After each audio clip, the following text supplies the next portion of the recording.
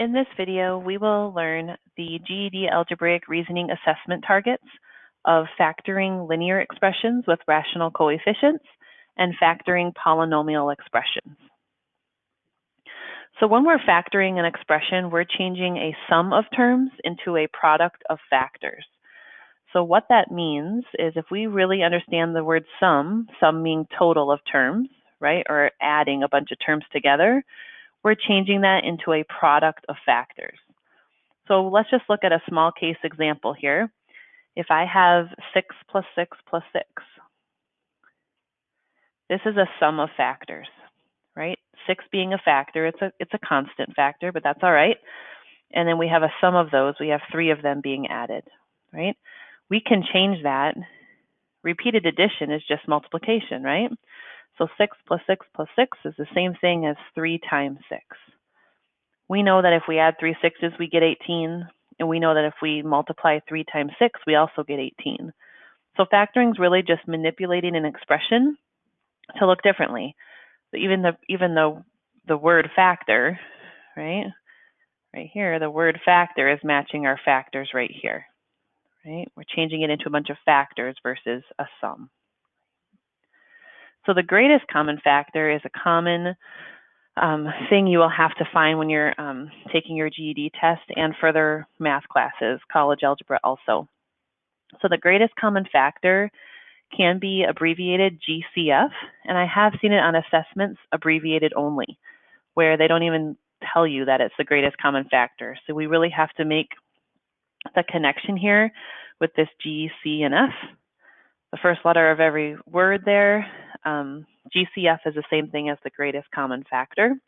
But if you're finding the greatest common factor of 2 or more integers, it's the greatest integer that divides evenly into each, okay, or however many integers there are. So let's work through a couple examples. So if I wanted to find the GCF of 12 and 18, one method is to list your factors of each.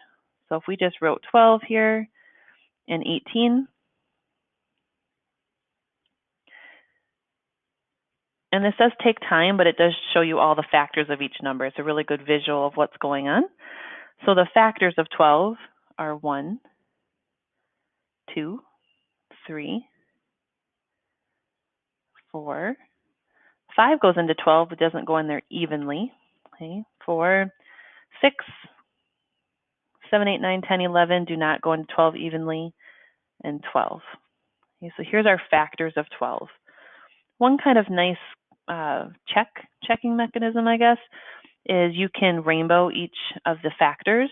The front factor of 1 times 12 gives you 12. 2 times 6 gives you 12. 3 times 4 gives you 12.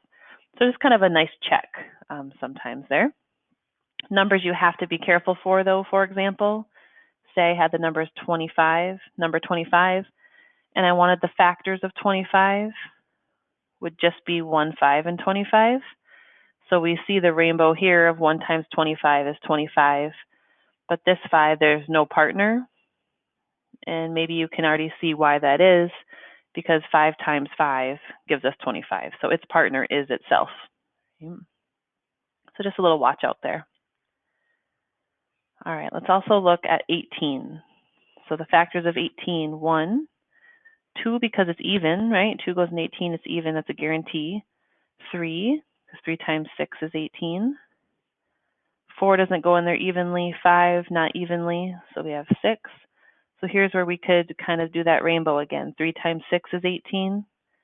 So 2 times what gives us 18 would be 9.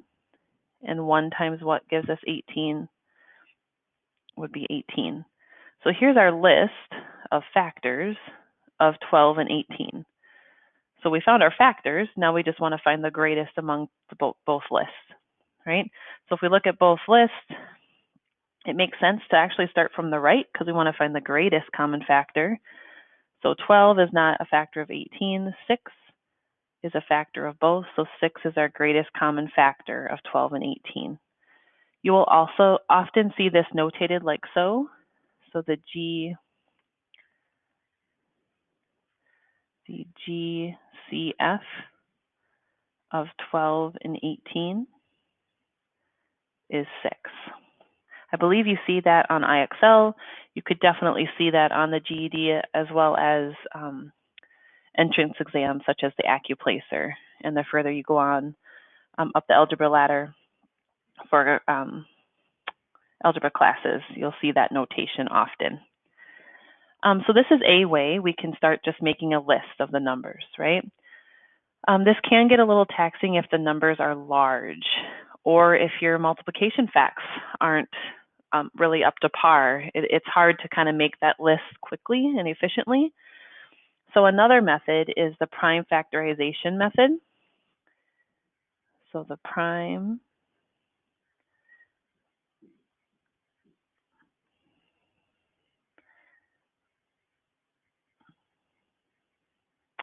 I apologize for that writing, but prime factorization method, where we want to find the prime factorization of each number.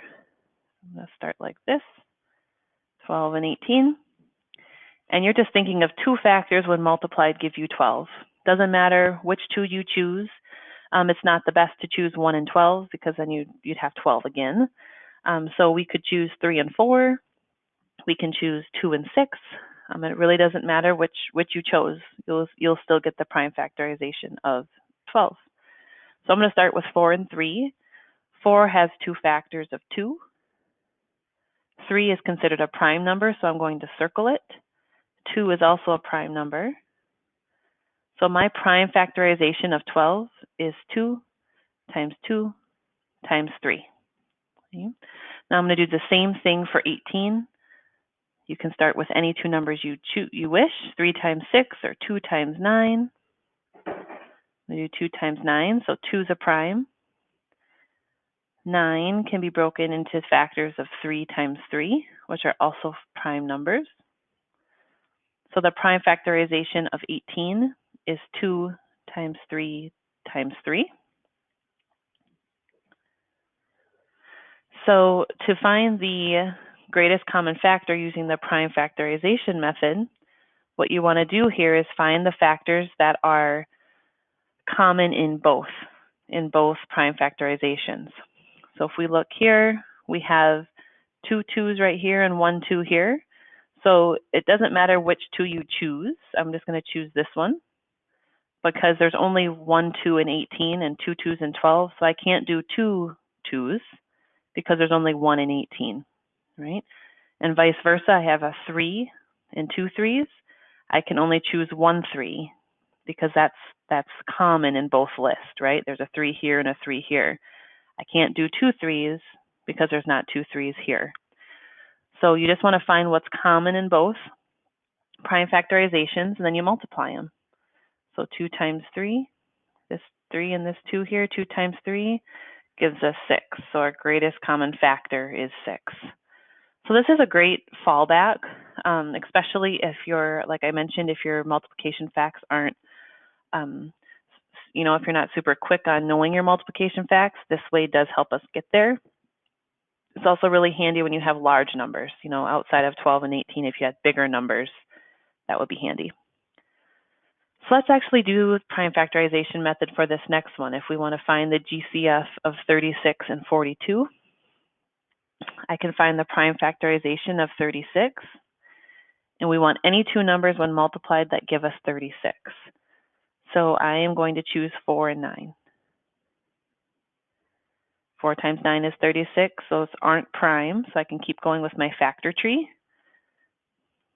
So the prime factorization of 4 is 2 times 2, and those are both prime.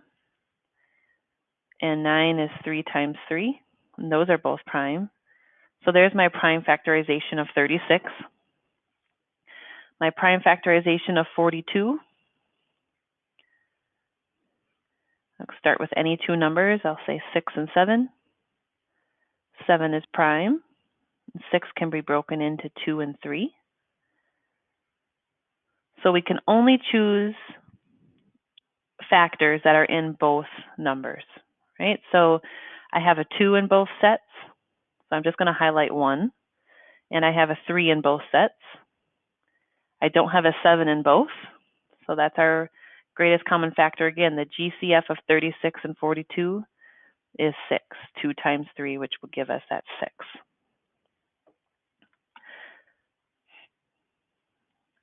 This is stuff you guys have actually already seen before. It might just look a little bit different. It's going to open a new window here. If I had the fraction 36 over 42, and you were prompt with reducing this, right? If they asked you to reduce this, there's more than one way to reduce it. We could just keep cutting them in half. If they're even, we can just find a factor and keep going till the numerator and denominator don't share any factors. Or you could think of that greatest common factor. Because if you think of the greatest common factor, then you're kind of done reducing. I'm going to copy over the prime factorization of 36 and 42 here, which 36 was 2 times 2 times 3 times 3. I want to just rewrite this like this. And the prime factorization of 42 was 2 times 3 times 7.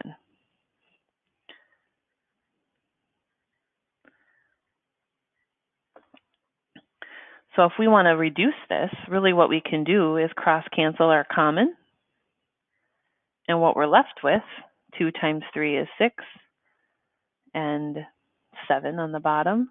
So 36 42 reduces down to 6/7, and that's really by reducing by the greatest common factor. See here how we have a 2 and a 3, which is 6.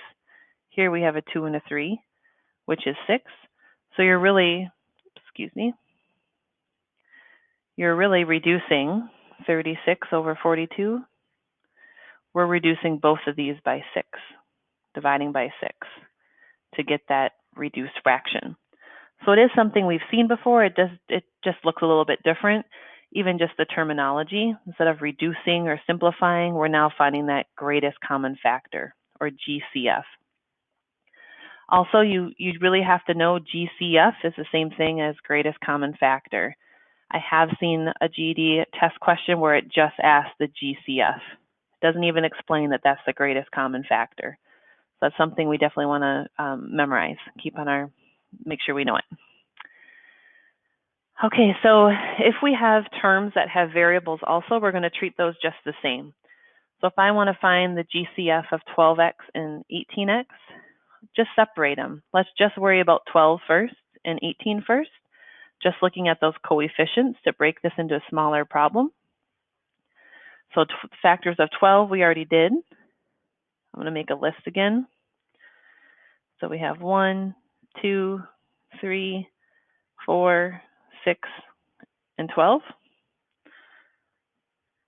And 18, we have 1, 2, 3, 6, and 9, and 18. So our GCF for the numbers remains the same. It's this 6. So now if we look at our variable piece of it, we have x and x, right? They're the same thing. So this is pretty handy. We know that x can go into, anything can go into itself.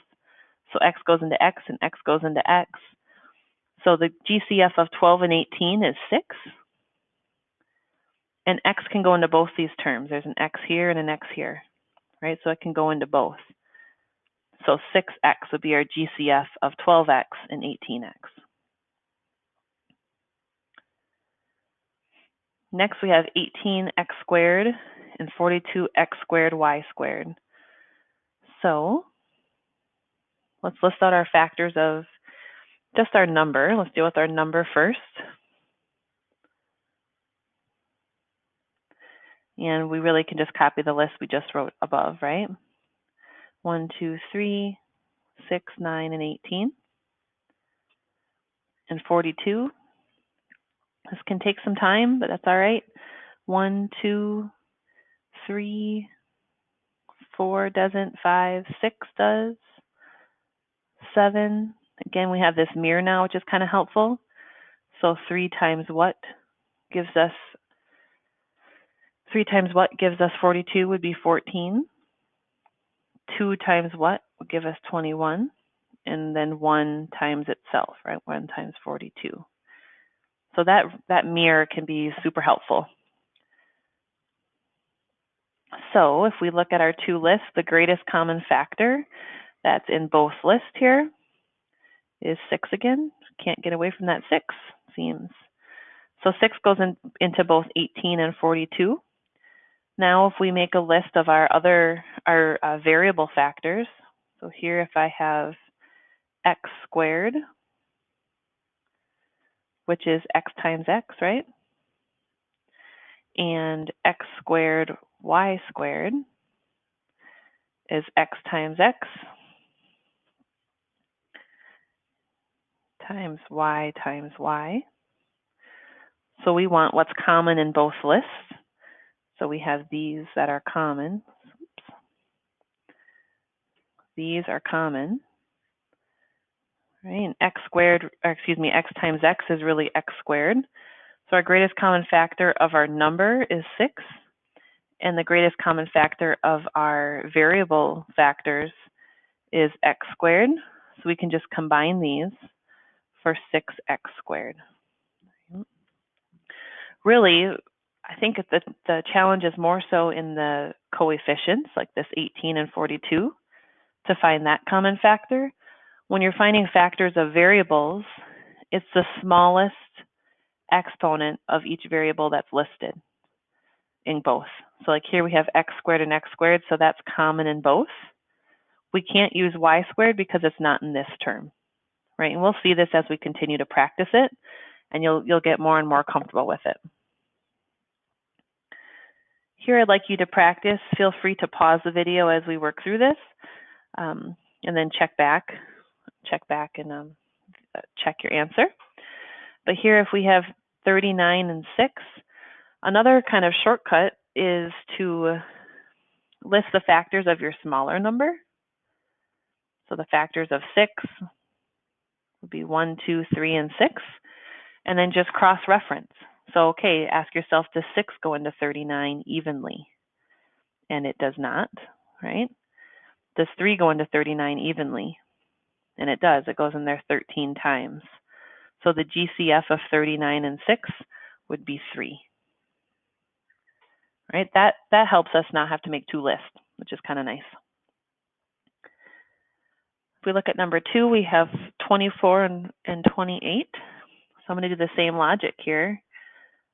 This really helps us with our multiplication facts too. So the factors of 24 are 1, 2, 3, 4, 6, 8, 12, and itself.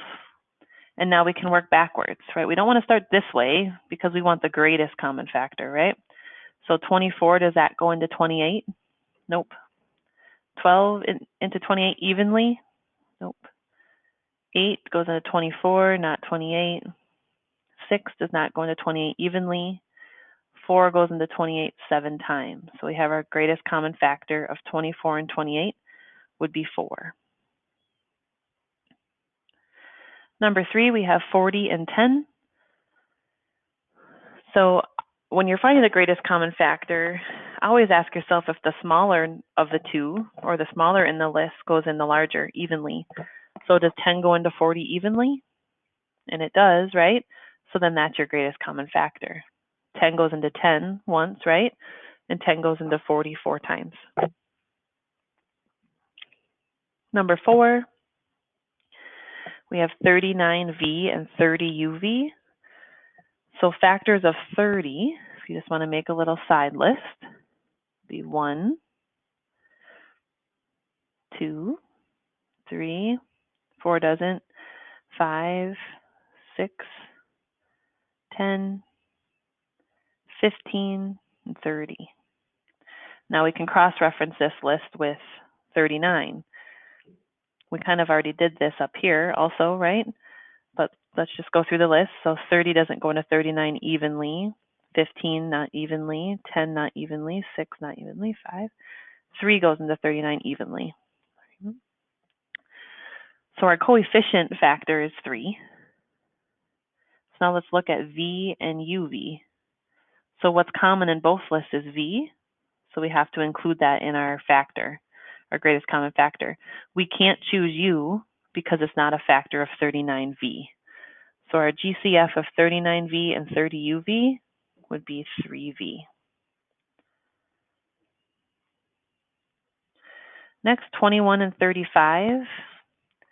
The greatest common factor of 21 and 35. So I know that 7 goes into 21. That also goes into 35, and that's the largest. Now I see I have n squared here. Let's try a highlighter. See I have n squared here and just n here. So I have to choose the smallest of the two, so just n. And I'm going to do the same for my m's. If I have m and m squared, I have to choose the smallest, which is m. So 7nm would be my greatest common factor. Next, the GCF of the coefficient, 20 and 30, would be 10. 10 goes into both evenly. And I have y cubed and y squared. So if we viewed this expanded, I can just pull 2 out. That's all that I have in common in both. This third one is not a factor of y squared. So it'd just be 10y squared. 54 and 45 share a factor of 9, and that is the largest. 25 and 55, factors of 25 are 1, 5, and 25. 25 can't go into 55 evenly, but 5 can. 5 would be our GCF. 68 and 34. 34 does go into 68 evenly. It goes in there twice. So 34 is a factor of itself and 68. Number 10, we have 54 and 27. So same logic, ask yourself, does 27 go into 54? And it does twice, so 27 would be our GCF.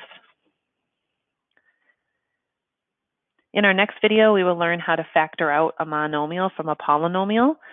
So I want you guys to practice in IXL finding the GCF first, because then we're just going to keep building as we continue.